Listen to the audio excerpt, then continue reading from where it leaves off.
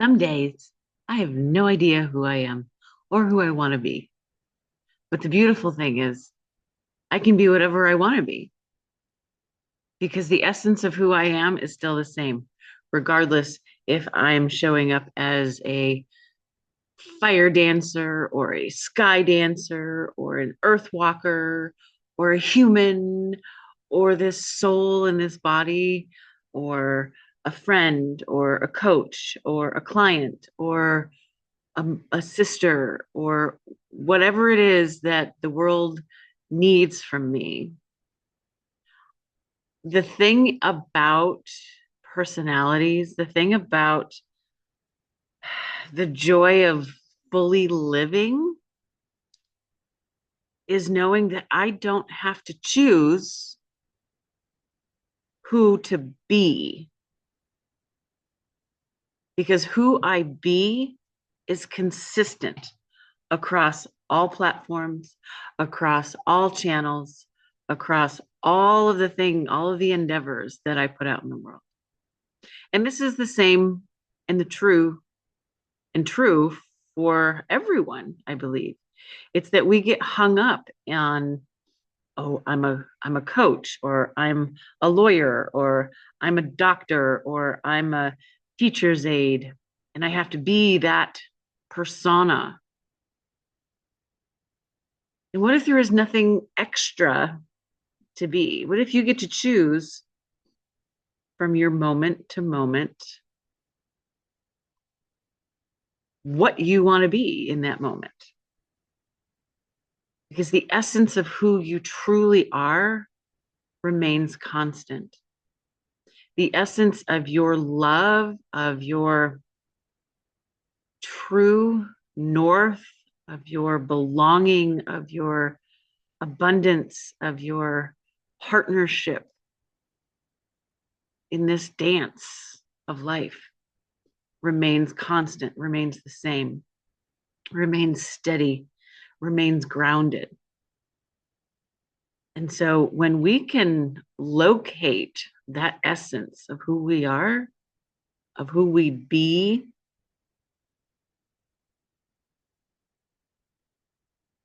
sometimes it's going to feel like you're literally just scattering yourself all over the planet and you don't know anymore than you did a few minutes ago.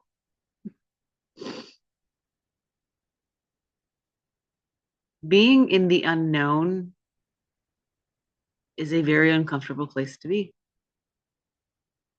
The ego sees it as an immediate threat and will course correct you and throw all the monkey poop at you to get you back into its comfort, its cocoon, its little box of conditions. And that's where it loves to thrive. That's where it can run the show. That's where it is driving the bus. Some days you're the windshield, right? Some days you're the bug. Some days you're the bus driver. Some days you're sitting in the back seat. Some days you're a leader. And some days you're an artist. Some days you're a pile of mush on the floor. Some days you're a hot mess and you have to show up anyway. Some days you're grumpy. Some days you're ecstatic with joy. Some days you're in such deep grief you can't even pull the covers over your head. And all of these experiences, all of the things that we humans get to experience in this life are not only okay, they're part of the dance. They're part of the dance. And so instead of throwing ourselves into judgment and criticism, and I've got to get up and do X, Y, and Z, instead of shoving it down with ignoring, with being busy and multitasking to keep the mind busy, can we ask better questions of it? Like, Is there a sensation in my body that I'm feeling right now? Are my feet firmly planted on the ground? Am I being present in this moment, witnessing myself scattered like dust in the wind? Can I be present with myself when another needs my attention? Can I be present in this moment when I do not know my next move? Can I be so present and alive in this moment that that is enough? Can I be so present and alive in this singular moment, in a string of moments of time that make up the movie of your life? Can I be so okay in this moment?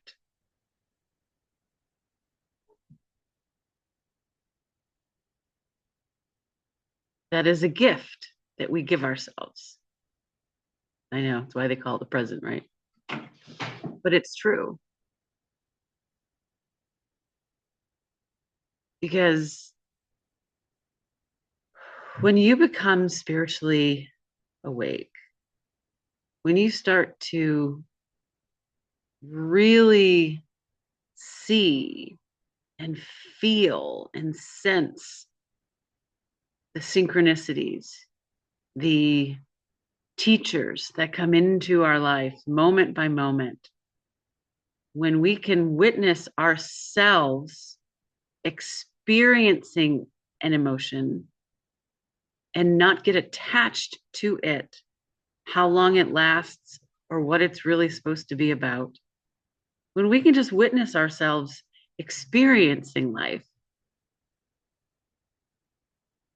this is part of the awakening process. This is part of what we get to do here on the planet. Can we sit with it without judging it? Can we sit with the moment without wanting it to be any different than what it is?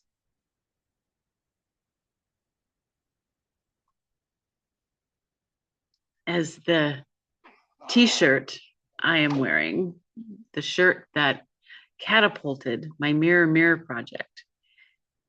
It is a phrase, I believe, from maybe Marianne Williamson decades ago or Louise Hay. But it's just let go. Let go of what you thought your life should be and embrace the life that is making its way into your consciousness.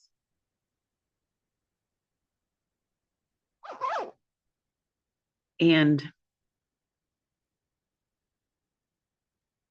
this is the beauty of the spiritual awakening. This is the beauty of opening yourself up to things that you probably will never be able to fully understand. Opening yourself up to be in the complete unknown and trust that that is where you are best served in that moment.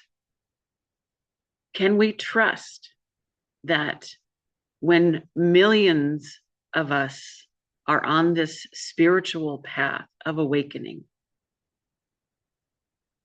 that we are what was foretold as the return of, this might trigger people, the return of Christ?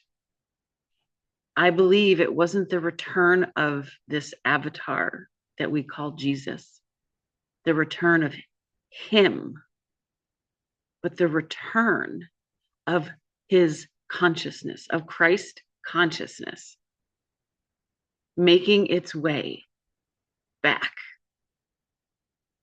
into our hearts so that we don't have to call ourselves by whatever religion, whatever race, whatever ethnic background.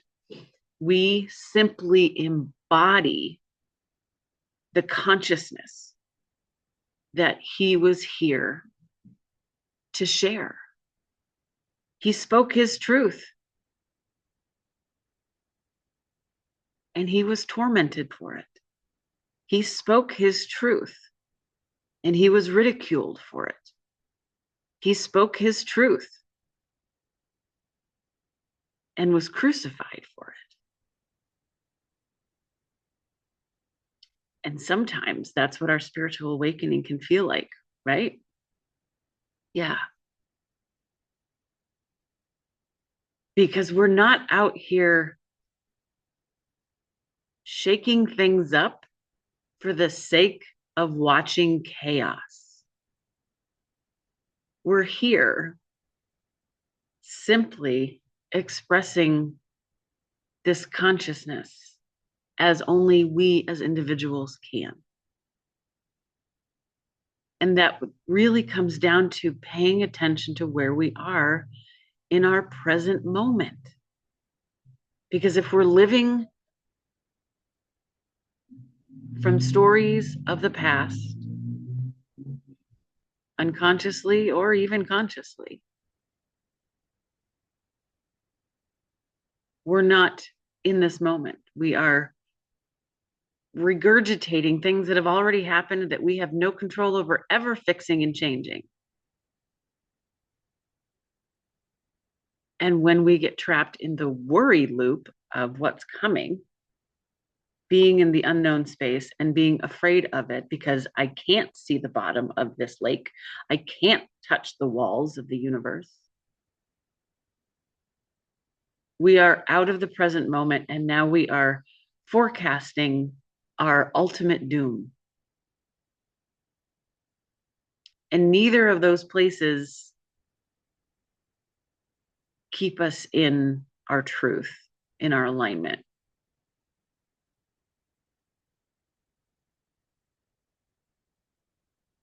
So if you are on this path of spiritual awakening, you're going to have a lot of questions. You're going to feel completely alone. You're going to feel completely isolated. You're going to feel like your whole damn world has been turned upside down. You don't know what is day, what is night, what is up, what is down, what is yes, what is no.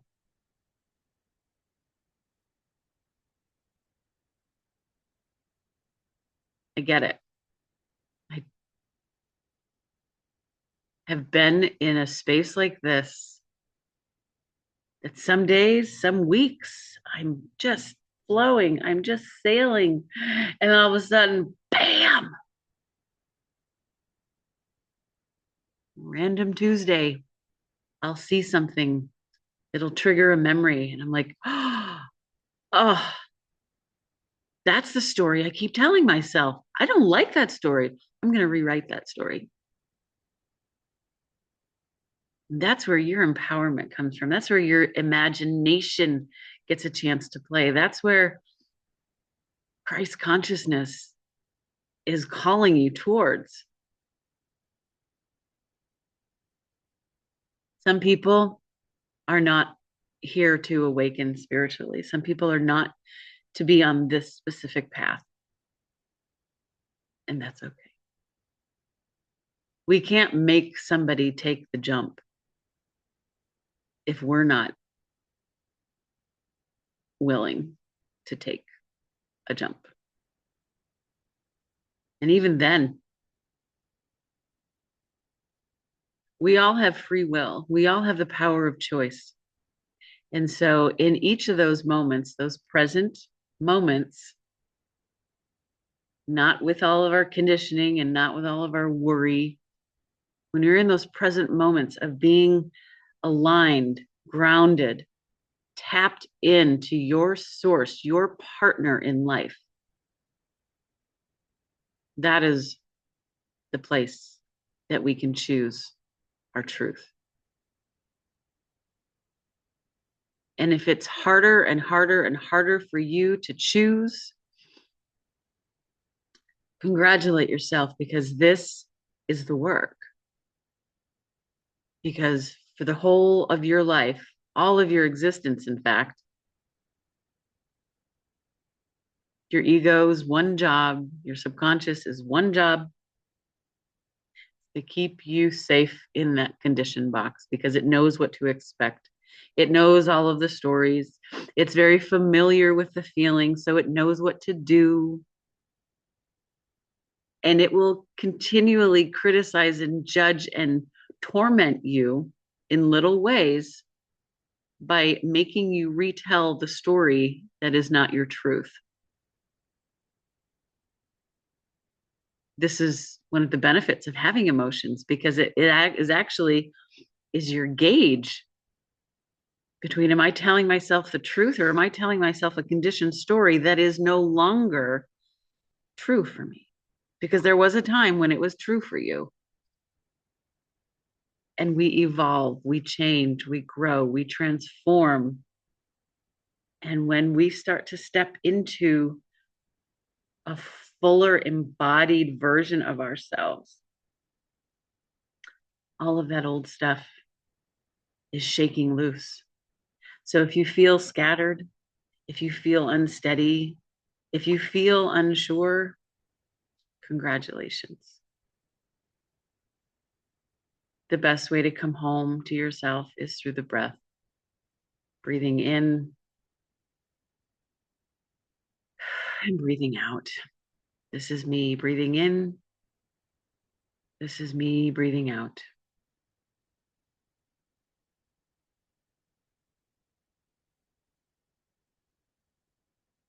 For today, this is Sky Dancer, clocking out. Copy. Over and out.